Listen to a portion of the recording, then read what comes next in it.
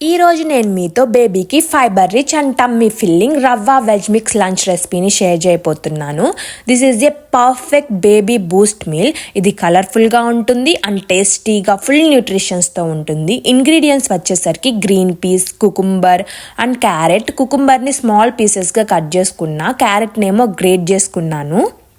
తరువాత వీడియోలో చూపించినట్టుగా స్టీల్ గిన్నెలో ఒక 4 టేబుల్ స్పూన్ సోజు రవ్వ యాడ్ చేసి సూజీ రవ్వ దాన్ని నీళ్ళతో లంప్స్ లేకోకుండా మంచిగా కలుపుకున్నాను.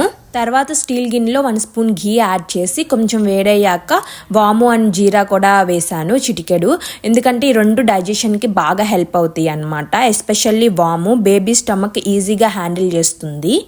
కుక్కర్ వాడకుండా ఓపెన్ బౌల్లో స్లో కుక్ చేశాను. నేను బిలీవ్ చేసేది ఏంటంటే స్లో కుక్ చేయటం వల్ల న్యూట్రిషన్స్ బాగా ఉంటాయి అని.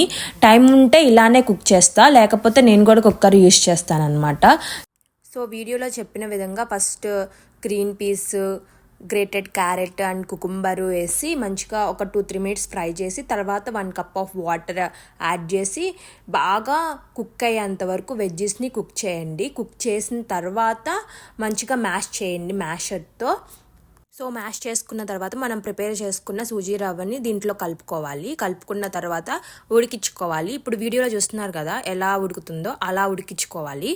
సో ఈ ఫుడ్ని మనం 7 months ప్లస్ బేబీస్ నుంచి స్టార్ట్ చేసుకోవచ్చు. ఒకవేళ మీ బేబీ ఈ ఇంగ్రీడియంట్స్కి ఇంకా వెజ్జెస్కి అలవాటు అవ్వలేదు అనుకుంటే 8 months ప్లస్ నుంచి స్టార్ట్ చేసుకోవచ్చు, నో ప్రాబ్లం. 2-3 years బేబీస్కి కూడా మనం ఇచ్చుకోవచ్చు. కాకపోతే 2 years 3 years బేబీస్కి ఇచ్చేటప్పుడు కొంచెం సాల్ట్ యాడ్ చేయండి, no problem. But under 12 months no salt, no sugar, no honey అండి.